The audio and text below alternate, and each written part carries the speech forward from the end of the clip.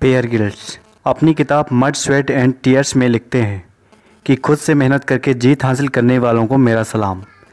इस पुस्तक में उन्होंने खुद के एक खतरनाक पैराशूट एक्सीडेंट के बारे में बताया है। आइए आज के वीडियो में बेयर ग्रिल्स की ज़िंदगी के उस पड़ाव के विषय में बात करेंगे। बेयर ग्रिल्स कहते हैं कि जीवन में परेशानियों से बड़ा कोई शिक्षक नहीं होता। मैं 21 साल का नवयुवक यश का सैनिक था। मेरे पास जवानी, सेहत और बड़े बड़े सपनों का जुनून था। फिर मेरी ज़िंदगी में कुछ ऐसा हुआ जिसकी वजह से मेरी ज़िंदगी में काले बादल छा गए और मेरे सपनों में धूल जम गई। इस एक्सीडेंट ने मुझे पैरालिसिस तक पहुंचा दिया, मुझे डिप्रेस और हताश बना दिया। ग्रिल्स कहते हैं कि मैंने अपने जीवन में डर और कमियों का सामना किया। ग्रिल्स कहते हैं कि स्पेशल फोर्स के चलते मैं एक अनुभवी पैराशूटर था। कई बार प्लेनों से कूद चुका था, लेकिन उस दिन ना जाने क्यों पैराशूट ही नहीं खुला। उस दिन मैंने महसूस किया कि जैसे मैंने प्लेन से छलांग लगाई, पैराशूट खोलने के बावजूद भी नीचे गिरने की स्पीड कम नहीं हुई। मैंने अपनी गर्दन ऊपर उठाकर देखा तो मैं घबरा गया। मैंने देखा कि पैराशूट पूरी तरह से खुला नहीं है। ग्रिल्स कहते हैं कि मैं हड़बड़ा कर पैराशूट के रिप कट को खींचने लगा जिससे पैराशूट पूरी तरह से खुल जाए, पर इस हड़बड़ाहट के चलते मैं धरती के बहुत पास आ गया। अब मेरे पास रिजर्व पैराशूट खोलने का समय नहीं था। मैं तेज़ी से नीचे गिरा और नीचे गिरते ही भयानक दर्द हुआ। बेयर ग्रिल्स अपनी ऑटोबायोग्राफी में लिखते हैं कि 1600 फीट की ऊंचाई से गिरने के बावजूद भी होश में था। मैं दर्द में पड़े इंतजार कर रहा था कि साथी जंपर्स मुझे बचाने आते ही होंगे। ग्रिल्स कहते हैं कि मैं वहीं पड़े रो रहा था क्योंकि मैं समझ गया था कि बहुत बड़ा नुकसान हो गया है। उनका इलाज अमेरिका के अस्पताल में हुआ। डॉक्टर ने जैसे ही उन्हें दर्द से राहत के लिए इंजेक्शन दिया और उन्हें थोड़ा आराम मिलने के बाद उन्हें लगा कि मैं ठीक हो रहा हूं और वे बेड से उठने की कोशिश करने लगे। तभी उन्हें डॉक्टर ने बताया कि अब तुम कभी खड़े नहीं हो पाओगे। इतना सुनते ही वे सहम से गए। उन्होंने जब अपनी एक्सरे रिपोर्ट्स देखी तो उन्हें साफ क्लियर हो गया कि वे चलना तो दूर, अब खड़े भी नहीं हो पाएंगे। ऐसा इसलिए क्योंकि T8, T10 और T12 हड्डी टूट चुकी थीं। ग्रिल्स कहते हैं कि ये हड्डियां रीढ़ की हड्डियों के सबसे मजबूत भाग होते हैं। इस घटना के बाद वे गहरे सदमे में पहुंच गए और उन्हें डरावने सपने सताने लगे। चोट सच में बहुत गंभीर थी। हॉस्पिटल में पड़े पड़े उन्हें लगता था कि शायद अब वे कभी नहीं चल पाएंगे। इस बात का सदमा इतना गहरा था कि वे रात में 2-3 बार जागते। शरीर उनका पसीने से तरबतर हो जाता और उनकी सांस फूलने लगती, क्योंकि एक ही डरावना सपना उन्हें हर रात दिखाई देता जिसमें वो ऊंचाई से गिर रहे होते हैं और वे सोचते कि अब उनके लिए कुछ बचा ही नहीं है। ग्रिल्स कहते हैं कि उन्हें बहुत पछतावा हो रहा था। जब मन ठीक नहीं होता तब शरीर भी स्वस्थ नहीं होता। ग्रिल्स कहते हैं कि मेरे साथ भी यही हुआ। 2 महीने निकल गए, मेरी सेहत में कोई सुधार नहीं हुआ। उल्टा दर्द बिगड़ता जा रहा था और सेहत भी बिगड़ती जा रही थी। बेयर ग्रिल्स कहते हैं कि जो मुझे लोग जानते थे वे सोचते कि मैंने बड़ी पॉजिटिविटी और हिम्मत के साथ उस समय का सामना किया होगा, लेकिन सच्चाई इसके विपरीत थी। मैं 21 साल का नौजवान बहुत डरा हुआ था क्योंकि मुझे पता नहीं था कि मेरे भविष्य का अब क्या होगा। मुझे लगता था कि मेरे सारे सपने खत्म हो गए हैं और निराशा उदासी में बदल गई है और उदासी फ्रस्ट्रेशन में और फ्रस्ट्रेशन गुस्से में बदल गया है। मुझे हर चीज़ पर गुस्सा आने लगा था और मैं नेगेटिव और डिप्रेस्ड हो चुका था। ग्रिल्स कहते हैं कि इस समय मैं अंदर ही अंदर जानता था कि मुझे अपना मन बदलने की ज़रूरत है। मैं वापस से जिंदा दिल महसूस करना चाहता था। मुझे क्या पता था कि एक छोटी सी तस्वीर मेरा जीवन ही बदल देगी। ग्रिल्स कहते हैं कि पिक्चर फ्रेम में लगी हुई तस्वीर मेरी ज़िंदगी बदल दी। एक दिन बिस्तर पर लेटे लेटे मेरी नज़र दूर पर रखी पिक्चर फ्रेम पर पड़ी और उस तस्वीर को मैं निहारता रहा। माउंट एवरेस्ट की बचपन से मेरा और पिताजी का सपना था कि माउंट एवरेस्ट पर हम चढ़ेंगे। फ्रेम पर चढ़ी हुई धूल देख करके मुझे लगा कि मेरे सपनों और जीवन पर धूल लग गई है। फिर मेरे अंदर से आवाज़ आई, बेवश नहीं हो सकते, कुछ करना होगा। ग्रिल्स कहते हैं जब कोई नहीं देख रहा था तब मैंने हिम्मत की और बैसाखी के सहारे खड़ा हुआ। ऊंचाई पर टंगी इस तस्वीर को मैंने उतारा और धूल साफ की।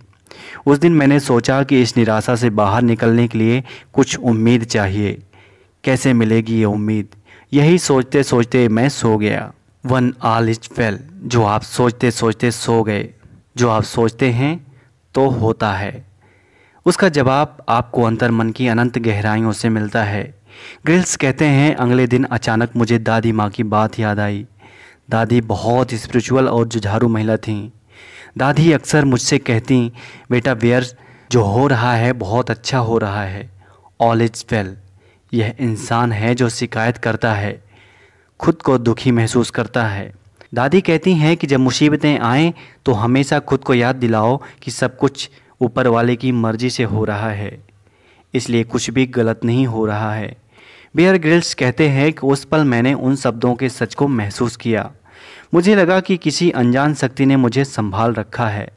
इस जीवन में क्या होगा, क्या मैं चल पाऊँगा, क्या स्पेशल फोर्स में काम कर पाऊँगा, अब मुझे इसकी चिंता करने की कोई ज़रूरत नहीं थी। उस पल मुझ में इतनी शक्ति आ गई थी, मुझे महसूस हुआ कि किसी ने चिंता का बोझ मेरे कंधों से उठा लिया है।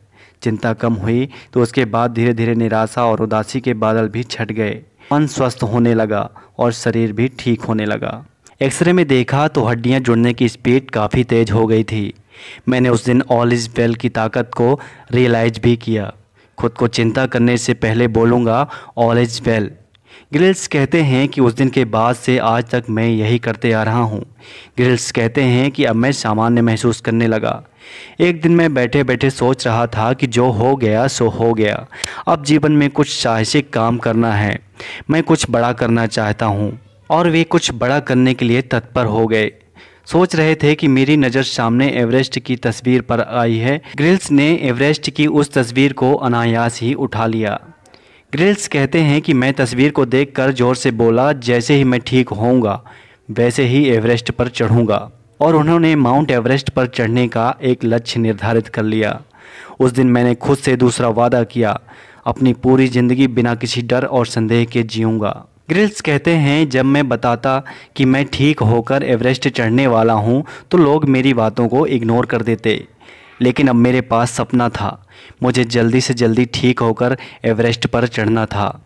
ग्रिल्स कहते हैं कि मैं मानता हूँ कि लाइफ बहुत टफ है, कभी अन्याय होता है, कभी आपसे गलती भी होती है, लेकिन इसके बावजूद जीवन अनमोल गिफ्ट है।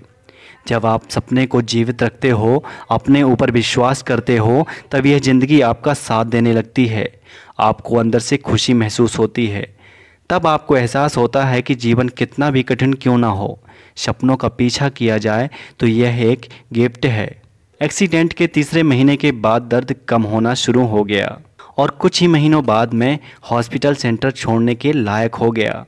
एक साल में पूरी तरह से ठीक होने के बाद SAS आ गया, लेकिन डॉक्टरों ने कहा कि मैं मिलिट्री लोड के साथ कूद नहीं सकता, पीठ टूटने का खतरा है। इसलिए मैं SAS में सर्वाइवल ट्रेनिंग सिखाने लगा, लेकिन मैं अंदर ही अंदर जानता था कि SAS से मेरा कोई भविष्य नहीं है, इसलिए मैंने नौकरी छोड़ दी। लोग पूछते हैं, वेयर तुम इतना सब कैसे हासिल किया, इसका क्या सीक्रेट है? नौकरी छोड़ने के बाद मैं बेरोजगार था और एवरेस्ट चढ़ने की ट्रेनिंग और इक्विपमेंट के लिए करीबन 25 लाख रुपयों की ज़रूरत थी। ग्रिल्स कहते हैं कि मैंने लगभग 250 कंपनियों को स्पॉन्सरशिप के लिए प्रपोजल लिखे और मैं 250 जगह से रिजेक्ट हो गया, कारण मुझे कॉरपोरेट भाषा में बात करना और प्रपोजल लिखना नहीं आता था। लेकिन मैंने खुद से वादा किया कि मैं बिना किसी डर और संदेह के जीऊँगा, इसलिए रिजेक्शन के बावजूद मैं रुका नहीं। एक बार रिचर्ड ब्रेंस से मिलने गया, लेकिन सेक्रेटरी ने मुझे भगा दिया। फिर मैं किसी तरह एक कंपनी के CEO से मिला। मेरे पास केवल 2 मिनट का समय था। CEO ने मेरा जुनून देखा और मुझे 21 साल के लड़के पर भरोसा किया और उसने $100 की स्पॉन्सरशिप देने के लिए तैयार हो गया। जब एक बड़ी कंपनी ने मुझे स्पॉन्सरशिप दिया तो 5-6 अन्य कंपनीज ने मुझे स्पॉन्सरशिप दिया।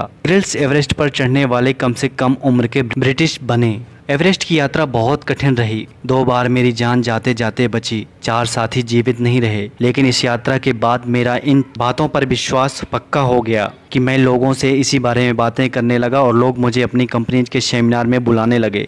उसके बाद उन्होंने कभी पीछे मुड़ करके नहीं देखा। दोस्तों, नेपोलियन हिल कहते हैं कि सफलता के लिए जिद्दीपन तो चाहिए ही और बिना जिद्दीपन के कोई सफलता नहीं टिकती। कहते हैं कि पाने का जुनून हो तो कुछ भी हासिल किया जा सकता है। ग्रिल्स ने यह साबित कर दिया था कि उन्हें विपरीत परिस्थितियां रोक नहीं सकती, और हो भी क्यों ना। किसी को भी अपने सपने हासिल करने के लिए उन्हें परिस्थितियां रोकनी भी नहीं चाहिए। तो दोस्तों वीडियो आज का यहीं पर समाप्त करते हैं। दोस्तों हमारे चैनल से जुड़ने के लिए चैनल को सब्सक्राइब जरूर करें। मिलते हैं अगले वीडियो में, तब तक के लिए नमस्कार।